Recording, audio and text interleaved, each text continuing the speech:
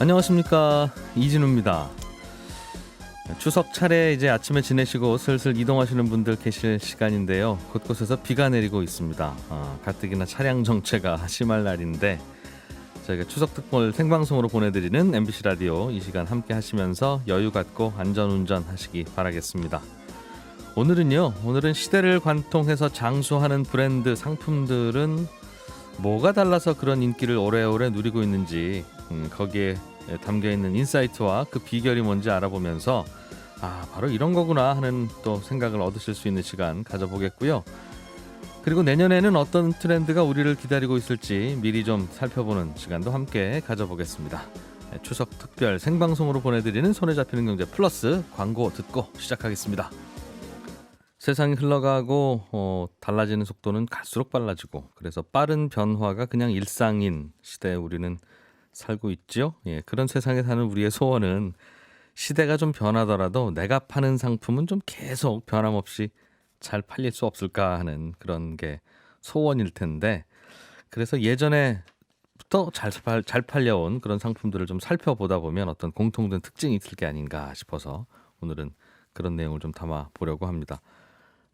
추석 생방송 스튜디오까지 나와 주십사 부탁드렸는데 아침에 책 쓰다가 나오셨다고 하네요. 마크로밀 엠브레인의 윤덕환 이사님 어서 오십시오. 네, 반갑습니다.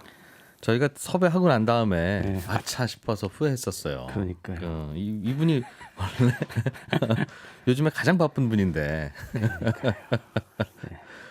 요즘 매년 내시는 책이 이제 올 한 해 트렌드가 어떻게 될 건지 그렇죠. 그거를 전망하는 책을 쓰고 계실 텐데 2022년의 트렌드 전망에 대해서 요즘 한참 원고가 막바지라고요. 예. 본의 아니게 저희가 좀 미리 뽑아서 좀 들어야 되겠습니다. 그러니까 영업비밀인데 한 달 뒤에 나오는데 예. 다른 분들은 원고, 그러니까 공저자라 이게 이제 다른 분들은 원고를 다 마무리했는데 예. 저만 아직 다 못 쓰고 있어요. 소재는 나왔는데 이걸 줄거리 엮어야 되는 이슈가 좀 있습니다. 예. 그렇군요.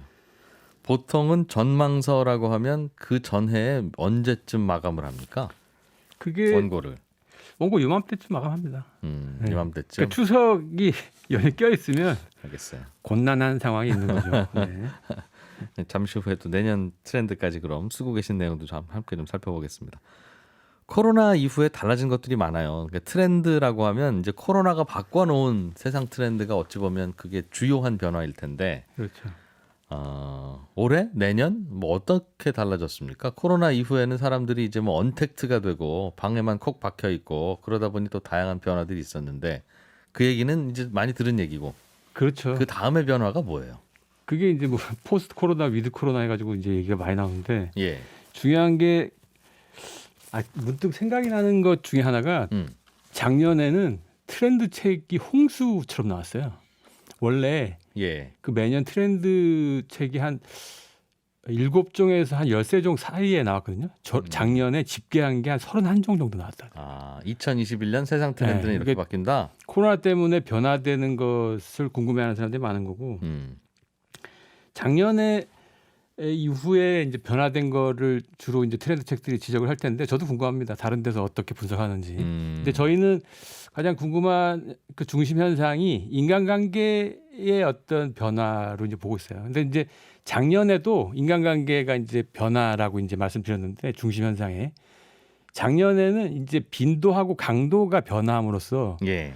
이것이 정치, 경제, 사회, 문화 쪽에 다 영향을 줬거든요. 근데 올해는 이 인간관계의 질적 변화가 좀 관찰이 됩니다. 밀도나 친밀감 같은 것이 많이 바뀜으로 해가지고 여기서 파생되는 소비 현상이나 뭐 정치, 경제적인 현상들이 좀 있죠. 예를 하나만 들어서 이야기 좀 해볼까요? 뭐가 어떻게 바뀐다는 건지. 작년에는 뭐 그 의무적 인간관계에서 좀 해방되는 경향. 해서 이제 자발적 동기가 되게 중요해진다. 뭐 이런 식의 얘기들이 많았고. 어차피 코로나 핑계로 안 만나도 되니까. 그렇죠. 네, 그게 굉장히 중요한 이유였고 원래 한국 사회가 약간 좀 그렇죠. 그 사회적 각본이 강한 사회잖아요. 그러니까 무슨 수요회 무슨 해가지고 뭐 20일 만나고 뭐 항상 뭐 둘째 주 목요일 날 만나고 그렇죠. 하는 모임들 항상 있죠. 지금 이 시간에도 이제 막 쪼임을 당하고 있는 청년 세대들도 있으실 거고. 그러니까 뭐 명절 때 2030 세대가 그 자리에 가고 싶지 않은 게 약간 정해진 질문들을 하시는 친척들이 있으시잖아요. 취업은 안 되고 있니? 네, 뭐 만나는 사람은 있니? 뭐 이런 거. 그렇죠. 예. 어떤 그런 식의 관계인데 사실 그것도 저희가 측정을 해보면 흥미로운 게 이 양상이 좀 변하고 있습니다. 가족 관계가 그러니까 그 명절 때 매년 저희가 추적 조사를 하는데 가족을 보고 싶지 않다라는 경향이 높아지고 있다가 이게 멈췄어요 작년에. 그리고 가족 간에 소통이 이루어지고 있다는 여러 가지 흔적들이 있고 이게 올해 중요한 트렌드 중에 하나입니다. 저희가. 억지로 만나라 하니까 스트레스만 있었는데 네. 코로나 때문에 못 만나다 보니까 그리고 실질적인 오히려 대면 접촉이 결핍이 거대하게 생겼잖아요. 대면 상황에서 채워져야 되는 욕구 같은 게 있거든요. 그러니까 문자나 이제 다른 음성 통화 같은 걸로 이제 소통은 가능한데 예. 실제로 보고 비언어적인 소통을 해야 돼요. 근데 이게 크게 빵꾸가 났죠. 2년 차에. 그러다 보니까 이제 다른 걸로 대체를 대리만족을 추구하고 하는 향상 이게 이제 트렌드로 나타나고 있는 것입니다. 다른 걸로. 네. 그러니까 예를 들면 한동안 너무 사람을 안 보다 보니까 그렇죠. 시어머니라도 만나고 싶다. 그건 아니고. 영상 통화가 폭발적으로 증가했어요. 그게 저희는 2018년도에 측정하고 요번에 측정했는데 2018년도에는 영상 통화가 불필요한 기능 중에 1등이었어요. 예. 지금은 가장 필요한 중에 하나 들어가죠. 그렇군요. 또 그것이 파생시키는 또 다양한 변화들이 있겠네요. 그렇군요. 그것에 좀 더 말씀드리도록 하겠습니다. 좀 그건 나중에 좀 여쭤보고. 요즘에는 뭐가 그럼 가장 큰 관심사입니까? 사람들이요? 네. 그게 이제 인간관계가 대면 인간관계가 결핍이 되면은 약간 안타까운 관계였거나 이 관계에서 그때 이랬어야 되는데 이런 후회 같은 것들을 해요. 근데 이게 어떻게 드러나냐면 지금 출판 시장이 되게 안 좋거든요. 네. 이게 SF 소설 장르하고 예. 판타지 소설의 폭발적인 증가로 나타나고 있습니다. 요즘에 이게 교보문고 통계로 보면 2017, 18, 19 3개년 동안에 마이너스 1.1, 1.3, 1.7 계속 떨어지고 있었어요. 근데 이게 2020년도에 소설 분야가 30.1%까지 올라가거든요. 폭발적으로. 이게 올해도 지속되고 있습니다. 소설이 갑자기 많이 팔린다. 판타지하고 SF 장르가 엄청나게 흥행을 하고 있는데 예. SF 장르라고 해가지고 사람들이 무슨 과학기술에 대한 관심이 갑자기 새삼들었나? 이게 아니고 그 내용을 잘 들여다보면 예를 들어서 뭐 가장 주목을 받고 있는 이제 김초엽 작가의 우리가 빛의 속도로 갈 수 있다는 그런 소설을 보면은 이제 내가 가족들의 죽음과 함께하지 못한 그런 아쉬움을 담고 있다거나 잃어버린 가족관계의 그 안타까움 이런 것들에 대한 그리움 같은 것들을 소재로 삼고 있어요. 그게 뭐 타임머신 타고 어디로 가는 그렇죠. 건가요? 실제로 관계나 이런 것들에 대해서 안타까움이나 이런 것들을 보듬어주는 이런 장르들이 굉장히 인기 끌고 있죠. 그런데 왜 그게 인기를 끄나 생각을 해보면 뭔가 사람들이 코로나로 인해서 인간관계가 결핍된 것이 쌓여서 뭔가 정말 아프고 있다 그 부분이 그렇죠. 채워져야 하는 부분이 그게 이제 가족관계 복원하고도 조금 관계가 있는 것 같고요. 가족관계도 좀 복원되고 있어요? 그게 예를 들면은 세대 간 갈등이 좀 있었다고 표현이 되잖아요. 예. 근데 흥미롭게 관찰되는 얘기 중에 하나가 이제 저희가 조사를 해보니까 세대 간 소비 패턴 같은 것들이 전이되고 있어요. 이게 저희가 잘 생각해 보시면 2019년도에 그 손경제 콘서트에서도 잠깐 말씀드렸는데 그 Z세대라고 하는 95년생 이후 세대랑 그 2차 베이비 세대가 부모하고 자녀 사이잖아요.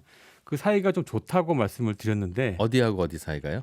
2차 베이비 세대가 지금 뭐 한 65년생부터 14년생까지로 저희는 정의를 했고 한 54, 50대 그렇죠. 전후 40대 하나 50대 초반까지 초중반 이렇게 돼 있는데 이 세대랑 Z세대라고 하는 20대 중반하고 10대 후반 요 세대가 관계가 좋다. 저하고 저 아이들하고 관계 좋다고요? 그러니까 케이스 바이 케이스이긴 한데 어쨌든 이제 그런 경향이 있다고 말씀드렸는데 올해는 기억나요, 맞아요. 네, 이 세대 소비가 전이되고 있는 현상들이 관찰이 되고 있어요. 예를 들면은 40대하고 50대가 10대들이 하는 게임에 대한 이용률이 급증했습니다. 그다음에 또 하나는 20대하고 30대가 40, 50대가 하는 부모 골프에 참여하거나 이제 하고 싶어하는 게 굉장히 많아요. 그러니까 관계가 좋으면 같이 가는 거죠 거기에. 그 집에 있다가도 넌 뭔 게임 하냐 이러면서 그 10대와 20대가 좋아하는 쇼폰 콘텐츠도 40, 50대의 소비가 급증하게 되고. 20대는 예전에 아저씨 삼촌돌이 하던 놀이를 즐기기 시작하고. 그게 이제 문화적인 콘텐츠 소비 패턴은 세대 간 분리가 완벽하게 갈라져 있었는데 그동안에는 이게 이제 전이가 되고 있는 거예요. 서로 섞이고 있다. 그거를 원인을 분석하시는 게 뭔가 이제 인간관계에 대한 갈망이 쌓여가면서 다른 세대 연령차 있었던 세대에도 서로 관심 갖고 대화하기 시작한 결과다. 이렇게 결과고 보시는군요. 이게 사실은 이게 소비하고도 관계가 돼 있는 게 작년에 보면은 그 대형 브라운관 TV가 엄청 잘 팔렸거든요. 삼성전자가 사실 반도체도 잘 팔았지만 TV도 엄청 그거를 잘 팔렸어요. 팔아가지고 예. 보너스를 많이 받은 거예요. 근데 어쨌든 이게 원래는 2014년 이후에 통계를 찾아보시면 그 대형 화면의 TV 판매는 계속 추락하고 있었습니다. 네. 이게 작년에 급증했어요. 그 이전에 TV가 안 팔렸던 건 이유가 있죠. 다들 각자 집에 가서 방에서 휴대폰 보면 되지. 그게 골든 크로스가 난 게 2016년도에 유튜브가 광고 판매를 지상파보다 훨씬 더 많이 파는 그 시점하고 딱 겹쳐요. 예. 그러니까 유튜브라고 하는 1인 미디어가 개인한테 전부 다 본인들이 접근하는 그 미디어 채널이 되면서 대형 화면이 필요 없게 된 거죠. 근데 네, 예. 코로나 때문에 같이 봐야 되고 여러 가지를 이 현장감을 중시하는 경험치들을 높게 생각하다 보니까 가족들이 모여서 그 네. 큰 TV를 같이 보는 거죠. 다시 옛날로 돌아가는 걸까요? 아니면 그게 이제 주기가 있기 때문에 이게 또 반복돼 또 언젠가 다시 돌아가겠죠. 안 그래도 좀 숏폼 콘텐츠라고 해서 네네. 짧은 뭐 한 2, 30초 사이에 뭔가 기승전결 승부를 다 내는 네. 그런 것들도 보통 이제 젊은 세대에서 즐기던 게 여기저기 섞이고 있다. 그렇군요. 오늘의 주제는 실은 그것도 그거지만 과거에 많은 사람들의 인기를 끌었던 히트 상품들은 어떤 특징이 있었냐. 이거를 현대 사회에서 어떻게 좀 적용하면 내가 만드는 상품들을 오래오래 편하게 팔아먹을 수 있겠느냐 하는 그런 건데 어떤 얘기부터 좀 시작해봐야 될까요? 그게 뭐 사실은 이게 상품이라기보다는 정확하게 브랜드 같은 건데 그 오래된 브랜드는 이 상징성만큼이나 되게 중요한 신화 같은 게 있어요. 그 스토리. 예. 이 스토리를 담고 있는데 그 유명한 브랜드 물론 좀 오래된 얘기지만 이 유명한 브랜드들이 가지고 있는 이 신화를 소비자들이 소비하는 거거든요. 근데 그 신화가 결국은 그 대중 소비자들이 사는 그 시대에 딱 부합하는 그 신화를 보여줬기 때문에 장수할 수 있었다. 이런 얘기를 오늘 좀 드리려고 하는 거죠. 예를 하나 좀 들어보면서 시작해볼까요? 예를 하나 들어보면 뭐 그 마케팅 교과서에 이렇게 단골로 등장하는 브랜드가 하나 있습니다. 할리 데이비슨이라고. 네. 우리나라에는 사실 뭐 아주 그냥 크게 흥행하는 브랜드는 아닌데 예. 오토바이 그 매니아들은 잘 알고 있는 브랜드인데 이 브랜드 같은 경우에는 그 마케팅 교과서에 뭐라고 나왔냐면 그 커뮤니티를 잘 이렇게 꾸려가지고 성공하는 브랜드다. 그러니까 결국 그 교훈은 뭐냐면 기업들이나 뭐 이렇게 마케팅 전략 하시는 분들이 커뮤니티를 잘 구성하면은 성공할 수 있다는 식으로 이렇게 얘기를 해요. 근데 역사적 분석에 따르면 그 사실이 아닙니다. 이 신화가 어떻게 만들어졌냐면 원래 이 그 할리 데이비슨이라고 하는 회사가 이 커뮤니티를 안 좋아했어요. 네. 그 버리려고 했어요. 왜냐하면 이게 2차 대전 이후에 군대 제대하고 있는 사람들 사이에서 만들어진 커뮤니티인데 여기가 그 저학력의 저소득 노동자 계층 중심이거든요. 예. 그러니까 원래 회사가 추구하고자 하는 브랜드의 이미지랑은 좀 참신하고 도시적이고 이런 이미지를 추구했는데 이런 이미지랑은 좀 안 맞다는 생각 때문에 멀리하려고 했어요. 근데 이 사건이 이 주 타겟 고객층이 완벽하게 바뀌는 사건이 하나 발생합니다. 뭐냐면 레이건의 집권이에요. 1980년대 재선을 통해 가지고 레이건이 집권하면서 이 사건, 이 할리 데이비슨 이미지가 급격하게 바뀌는 게 생기는데 그 할리 데이비슨은 기본적으로 이 프론티어 정신을 내세우는 레이건 정부가 네. 굉장히 중요한 하나의 아이콘으로 활용해요. 그러니까 그때 미국의 제조업도 부흥시켜야 되고 네. 그 서부의 프론티어에 있는 정신들을 다시 한번 일깨워서 노동자들의 그 프론티어 정신을 다시 한번 끌어올리는 매개로 이 할리 데이비슨을 사용했는데 실제로 일본 제품이 그때 이제 경쟁에서 막 지고 있으니까 예. 제조업에서 할리 데이비슨을 포함한 이쪽 제조업의 이제 관세를 이쪽에 그러니까 정확하게는 관세를 깎아주던 그 조례를 이렇게 연장을 안 해요. 그러니까 관세가 폭등하죠. 40몇 %까지 올라가요. 예. 그다음 그러다거나 아니면 아예 대놓고 할리 데이비슨 그 할리 요크 공장에 가갖고 노동자들을 이렇게 충성하는 연설도 합니다. 그리고 그 레이건이 할리우드 배우 출신이잖아요. 예. 자기의 그 배우 동료들 클린트 이스트우드나 뭐 실베스타 스톨론 이런 사람들이 할리를 타고 다니고 정치적으로 자기를 지원했던 그 말콤 포브스 잡지의 그 창간인 예. 말콤 포브스가 그 자기 집에 리무진 놔두고 할리 타고 다녀요. 그래서 할리의 주가가 그때 폭등합니다. 그리고 대표적으로 이 할리 데이비슨이라고 하는 이 브랜드가 이 그 노동자 계층, 무법자, 폭주족의 이미지를 벗어버리는 영화가 세계적으로 메가 히트를 해요. 터미네이터 2라고. 아놀드 슈와르츠네거가 거기 나오면서 뭔가 존 코너를 지키는 굉장히 중요한 이미지로 나오잖아요. 오토바이 타고 다니는. 근데 그 영화 그렇죠. 초반에 예. 폭주족을 이제 이렇게 물리치고 그걸 뺏어 입거든요. 예. 네, 그러면서 이제 과거의 폭주족의 이미지랑은 좀 결별하죠. 그래서 원래는 2030의 젊은 폭주족들의 이미지였다가 40대 중년 이후에 보수 엘리트들의 아이콘이 되죠. 그래서. 네. 근데 사실 이거는 예. 커뮤니티를 잘 만든다고 이게 만들 수 있는 브랜드는 아니죠. 이게 시대를 잘 탄 거죠. 그럼 뭔가 시대의 트렌드와 맞아야 된다는. 그렇죠. 그게 운이든 뭐든 간에. 네.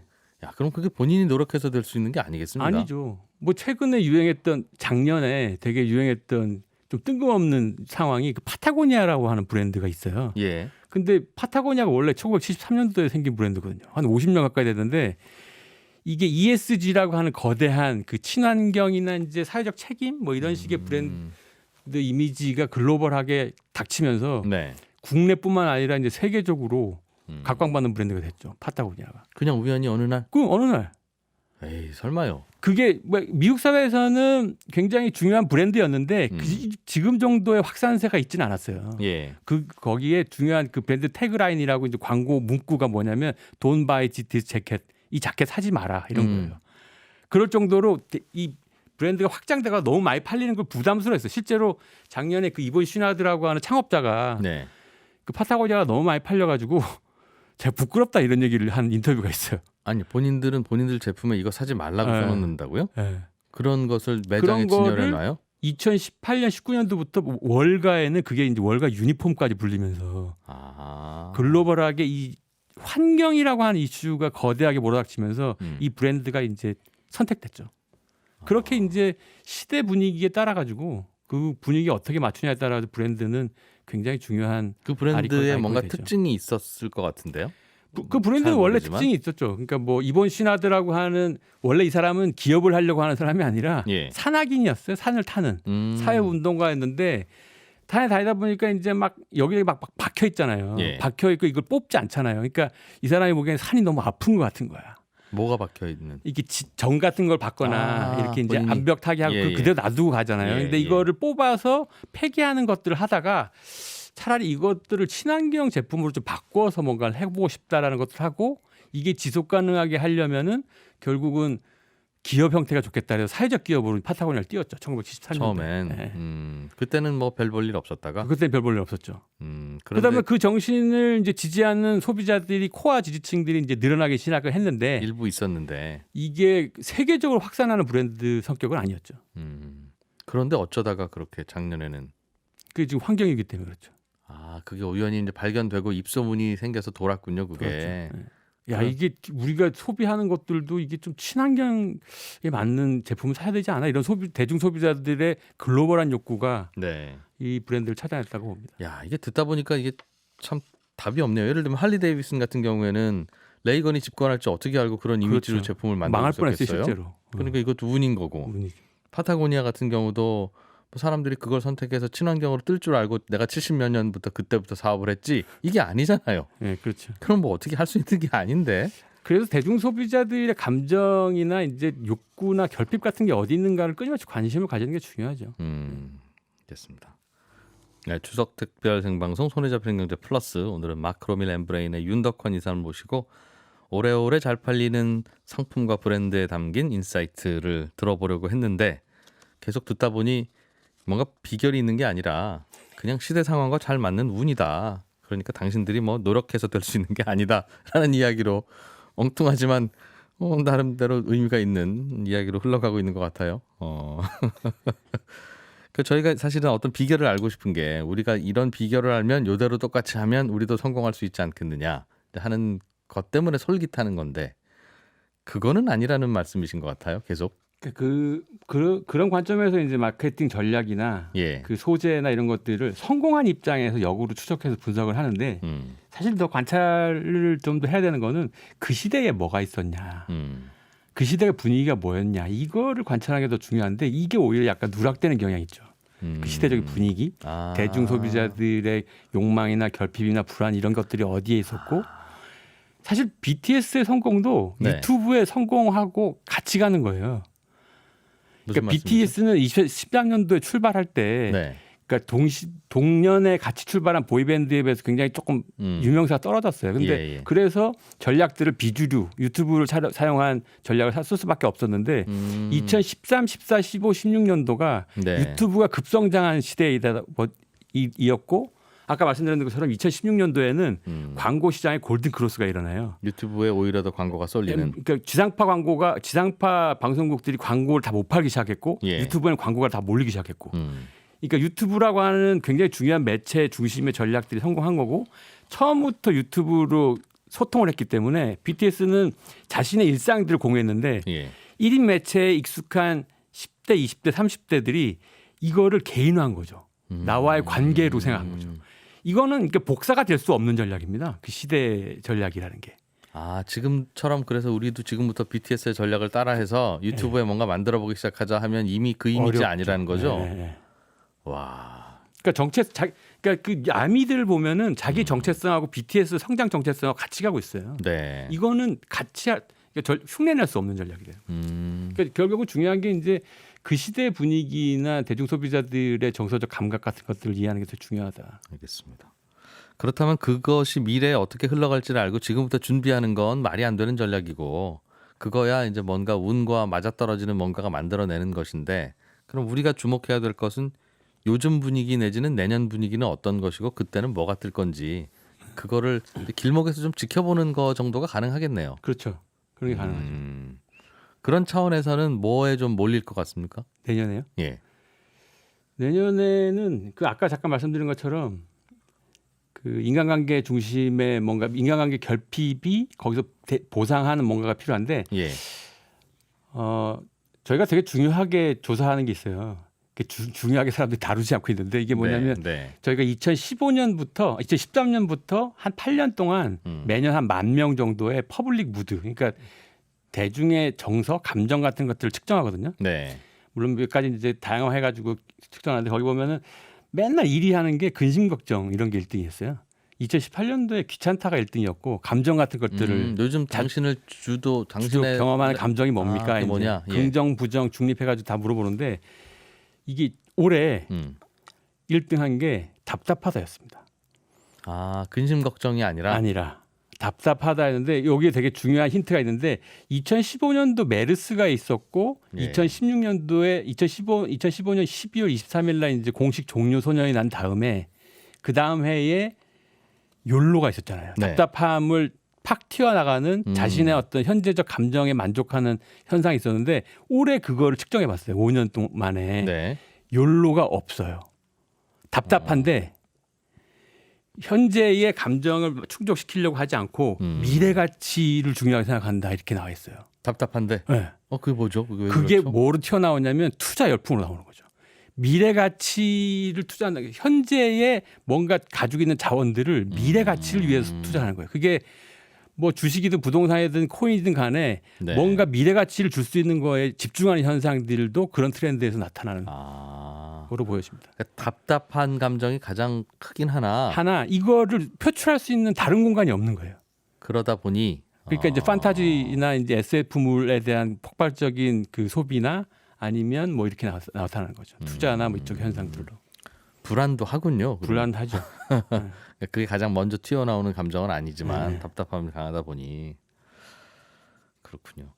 그런데 그동안 우리 이 최근에 현대사에서 오래오래 사랑받았던 그런 제품 100년 전에도 사랑받고 지금도 인기고 뭐 그동안 인기가 불변했던 그런 브랜드도 존재한다는 거예요. 예를 들면 뭐 코카콜라 뭐 그죠. 그런 경우엔 뭔가 비결이 있지 않고서야 저게 맞아요. 그렇게 수시로 바뀌는 트렌드에서 어떻게 매번 1등이냐. 네, 그게 100년, 100한 3, 40년 된 브랜드인데 벌써. 예. 그 코카콜라가 시대 대중 소비자들의 정서를 잘 읽는 브랜드 중에 하나였죠. 지금은 조금 그 비판적인 입장이 많은데 네. 원래 코카콜라는 지역의 자연강장제 정도로 취급되다가 얘가 미국의 상징이 된 사건이 있었어요. 그게 뭐냐면 2차 대전 때 이 네. 생수도 공급이 원활하지 않은 전장터에 네. 이때 그 로버트 우드러프라는 창업 CEO가 전장에다가 무제한으로 다 공급을 합니다. 코카콜라를. 근데 이게 어떤 효과를 일으키냐면 이 코카콜라가 이 굉장히 전쟁터라고 하는 게 긴장감이 엄청나게 올라가는 스트레스 상황이잖아요. 근데 그렇죠. 그거 알코올 소비를 할 수가 없는 상황이니까 그걸 대리하는 거죠. 코카콜라가. 아 이것도 여담인데 우드로프가 전략이 되게 훌륭한 게 네. 그 전쟁을 독일군도 하고 있잖아요. 독일에도 팔았어요. 네. 뭘 팔았냐? 코카콜라를 팔 수 없으니까 환타를 팔았습니다. 재밌죠? 어쨌든 왜요? 똑같은 니즈가 있으니까. 탄산음료가 약간 그런 효과가 있어요. 근데 어쨌든 그렇게 공급을 한 다음에 이게 어떻게 되느냐? 2차 대전에 미국이 명백한 승전국이 되잖아요. 네. 그러니까 카퍼레이드를 할 때 병사들이 한 손에 코카콜라 그 병을 딱 들고 이렇게 오는 거예요. 누가 시키지는 않았으나. 그래서 50년대의 미국의 아이콘이 미키마우스, 엘비스 프레슬리, 코카콜라 이렇게 되는 겁니다. 그러니까 미국의 정신과 같이 가는 브랜드로 있고 예. 이후에 50년대의 미국사의 정통 어떤 주류 문화랑 같이 가는 브랜드가 가다가 네. 그거를 놓치니까 약간 주춤해요. 60년대 히피 문화가 막 이렇게 막 부흥하던 시기에 예. 그래서 60년대에 그때 말콤 엑스라든지 그 킹 목사 분들이 나와가지고 인종 문제가 굉장히 폭발하잖아요. 근데 예. 그때 그 문제를 화합하는 이슈를 캠페인을 하면서 코카콜라가 다시 이슈 안에 들어가서 전면적으로 등장하죠. 힐탑 광고라고.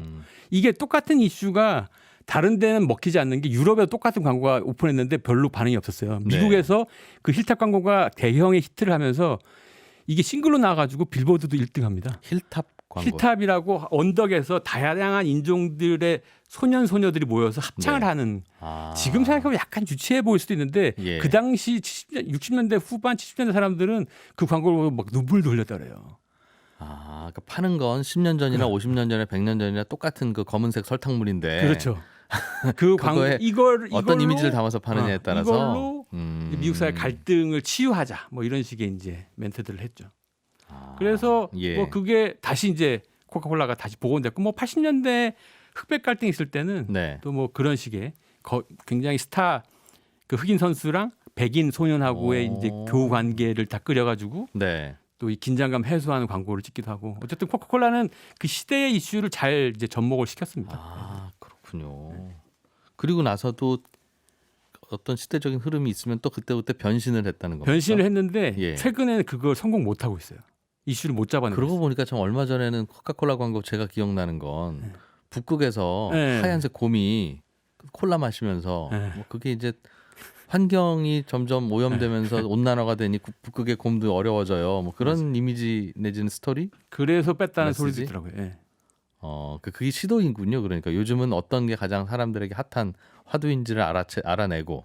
그러니까 마케팅 하시는 분들을 전면적으로 비판하려고 하는 입장은 아닌데 이게 네. 과학적 마케팅이라는 전략에 들어가면은 예. 그 핵심적으로 여기 이 광고나 먹히 판매량에 미치는 인과관계를 분석하기 시작해요. 이러면서 실패합니다. 대중 소비자들이 느끼는 결핍이나 욕망이 어디 있는가에 대한 전체적인 예. 흐름을 파악하는데 조금 놓치는 경향이 있죠. 요즘은 왜 잘 안 된다고 보세요? 이 코카콜라의 그 이미지 광고 내지는 트렌드를 잘 따라가던 그 영악함이? 저도 이제 마케팅 쪽에 관련돼 있는 사람들이 많아가지고 비판적인 얘기를 좀 해야 되는데 어쨌든 그 큰 흐름을 놓치는 거는 대중의 어떤 정체성에 대한 욕구, 불안, 결핍 이런 것들을 읽는 인문학적 훈련 이런 네. 것들을 좀 놓치기 때문이 아닌가 이런 생각이 좀 듭니다. 놓쳤던 이야기나 또는 뭐 성공했던 이야기 중에 다른 사례는 어떤 게 있을까요? 뭐 대표적으로 또 코로나 맥주 같은 것들도 있죠. 맥주 브랜드. 예. 코로나 맥주 우리나라에서는 아주 그냥 좀 독특한 브랜드 이렇게 이제 알려져 있는데 이게 병이 투명하잖아요. 네. 약간 독특한 이미지가 있는데 원래 이 맥주는 이렇게 저렴한 데킬라 비슷한 느낌의 맥주다 이렇게 이제 인식을 하고 있었다 그래요. 약간 저렴하면서도 좀 독특한. 네. 그런데 이게 80년대 중반에 네. 대학가를 중심으로 쾌락적 여름방학을 보내자 이런 문화가 갑자기. 네. 근데 이 독특한 현상이 언론에서도 이상하게 보도도 많이 했다 그래요. 전국적인 보냈는데 그 분위기가 잘 나와 있는 영화가 저기예요. 뭐지? 그 더티 댄싱이라는 영화에 그 분위기가 잘 나옵니다. 예, 예. 패트릭 스위제가 나오는 얼마 전에 돌아가셨죠? 예. 네, 연예부 기자 같은데 어쨌든 그 영화에 나오는데 그걸 보냈던 그 되게 야한 것도 많이 하고 하는데 이 보냈던 이 대학생들이 90년대에 취업을 하거든요. 근데 90년대가 어떠냐면 미국 사회의 신경제예요. IT하고 금융 쪽의 중심이고 외주의 일상화, 뭐 구조조정의 일상화가 되던 미국 사회 분위기였는데 예. 이 친구들이 월화수목 금금금으로 일하기 시작하는 거예요. 화이트 네. 칼라들도. 예, 예. 그러니까 너무 지쳤는데 그래서 그때의 기억을 떠올리게 하는 광고 캠페인을 합니다. Change your 뭐 당신의 위도를 바꾸세요라든지 평온한 지평선에서 이렇게 하고 있는 너 그때 쉬고 있는 그 시절 여름방학 생각나니? 뭐 그 광고도 있고 또 기억나는 게 휴양지에서 어떤 사람이 이렇게 물수제비를 뜨다가 요 물수제비 돌 옆에 그 네. 크기의 삐삐가 있었어요. 그게 삐 도는 거예요. 그러니까 손만 나오는데 약간 네. 갈등해. 그랬더니 예. 물수제비에 그거 삐삐를 잡아서 물수제비에 던지는 이 광고도 있어요. 그 일하기 싫다 광고가 이거죠. 네, 굉장히 히트를 하면서 80년대 후반 이후에 코로나 맥주가 이렇게 좀 안 좋아졌는데 단숨에 수입 맥주 1등 차지합니다. 내 마음을 딱 알아주는 네, 스토리나 메시지를 던지는 광고를 하는 게 네, 그게 중요하다. 중요하죠. 그러니까 상품을 뭔가 기획하는 것이 그게 사실 상품일 수도 있겠네요. 그렇죠. 맥주야 뭐 그건 뭐 이 맥주나 저 맥주나 그게 그건데 어떠한 이미지에 담아 파느냐. 그렇군요. 맥주들이 다 대부분 그렇죠. 맥주들이 근데 맥주는 전통적으로 사실 뭐 이 그 파티 문화 이런 것들을 중심으로 하기 때문에 지금도 광고에 나오잖아요. 예. 파티가 뭐 도시 문화 중심으로 나오는데 지금 말씀드린 이 그 코로나 맥주나 이런 것들은 좀 컨셉을 다르게 가져갔었죠. 예. 네. 그렇군요. 최근에 광고 트렌드를 잘 들여다보면서 사람 성공하는 광고를 관찰하고 네. 또 사람들의 어떤 마음을 건드리고 있는지 그거를 알아야 내가 파는 게 그게 티셔츠든 김밥이든 자전거든 거기에 적용한다. 그런 뜻인가 봐요. 그렇죠. 근데 이제 전통적으로 자기가 오랫동안 했던 광고 캠페인의 컨셉이나 일관성 때문에 그걸 놓치지 못하는 경우 때문에 있는데 그렇게 하다가 망할 뻔했던 그 회사도 있어요. 버드와이저. 버드와이저. 네, 버드와이저가 사실은 전통적으로 그 중류층 계층의 노동하던 분들이 선호하는 브랜드였는데 맥주의 왕 이 컨셉으로 이제 계속 소구했었거든요. 예. 그래서 그 노동하는 것 계층들을 굉장히 이제 칭송하는 이런 식의 광고 캠페인을 많이 했다가 예. 레이건 행정부 때 그래도 지지하는 사람도 그 많았다 그래요. 버드와이저 유저들이. 그런데 레이건 행정부 이후에 90년도에는 이게 신경제 체제가 되잖아요. 되게 중요한 바뀌는데 계속 노동을 강조하는 광고를 다시 찍다가 이게 폭망합니다. 네. 근데 거기서 컨셉 바꿔요. 과감하게. 버드와이저. 뭐로 바꾸냐면 이 도마뱀 광고라고 되게 유명한 네. 약간 시니컬하게 지금의 그 노동시장을 비판하는 이 두 마리의 그 애니메이션 프랭키라고 하는 루이라고 하는 두 캐릭터가 나와가지고 뭐 시니컬 버드와이저가 누굴 뭐 이렇게 캐스팅했다며 모르면서 이제 버드와이저도 까고 20년이 지난 지금 입장에서는 요새 그거 많이 하죠. 광고주를 네. 까는 그 예. 많이 하는데 그 당시에는 되게 파격적이었죠. 그런 걸 하거나 아니면 그때 되게 유명했던 광고가 What's up 이거였어요. What's up B 뭐 Nothing bro 뭐 이러면서 이제 뭐 별거 안 해. 그냥 hit the bird. 버드 때리면서 TV 봐. 뭐 이 광고가 시리즈물로 나오면서 노동에 대한 태도가 아니라 사실은 이 되게 중요한 게 동성 간의 우정이 중요하다. 컨셉을 바꾸죠. 자아 비판도 넣어서 그동안에 버드와이저 했던 것들도 미안하다. 뭐 이런 식의 이제 컨셉을 바꾸고 너 그 구린 버드와이저 광고 아직도 보니 뭐 이런 거를 그렇지. 그러면서 자기 비판을 하는데 그러면서 컨셉 바꿔서 이게 프리미엄 시장에 1위를 탈환합니다. 다시. 아하. 네. 뭐 그런 식의 참 컨셉이죠. 중요하네요. 그게. 한 1분 남짓 남았는데 내년 대선이잖아요. 정치의 계절에서 정치인들은 어떤 트렌드를 좀 타면 좋겠습니까? 그게 사실 지금 그 말씀드린 거는 기본적으로 이제 브랜드의 정체성을 담는 거라면 되게 중요한 게 예. 그 정체성 불안을 읽어야 된다라는 쪽의 얘기예요. 근데 네. 내년에 트렌드 중에 하나는 중도층을 주목하지 말라. 이거 되게 중요합니다. 에? 무슨 말이에요? 그게 기본적으로 양이 더 많거든요. 근데 예. 요 분석을 했던 게 더글라스 홀트라는 사람인데 기본적으로 중계자, 추종자, 이게 내부자 이렇게 나눠요. 네. 근데 예. 양으로는 볼륨은 중도가 많죠. 내부자 그 중계자가 많죠. 근데 예. 이 사람들은 지속성이 떨어지고 가치를 내면하지 않기 때문에 유행이 빨리 변한다는 거예요. 아, 그래서 그러니까 거기 착각하면 안 되고 어차피 그건 그냥 흐름 따라올 사람들이니까. 정체성 브랜드라고 하면 추종자와 내부자가 중요하다. 이런 음, 키워드가 있습니다. 네. 그건 꼭 정치인뿐만 아니라 그렇죠. 다른 브랜드에도. 상품이나 브랜드 고민하는 분들한테도 마찬가지로 적용되겠네요. 우리 브랜드가 충성도를 강조하는 브랜드라면 이게 중요하다라는 예. 거죠. 마크로밀 엠브레인의 윤덕헌 이사와 함께 내년 트렌드를 나의 상품에는 어떻게 접목해야 될지 힌트를 들어봤습니다. 고맙습니다. 네, 고맙습니다. 네, 남은 휴일 오후 즐겁게 잘 보내시고요. 저는 내일 아침 8시 30분에 다시 인사드리겠습니다. 이진우였습니다. 고맙습니다.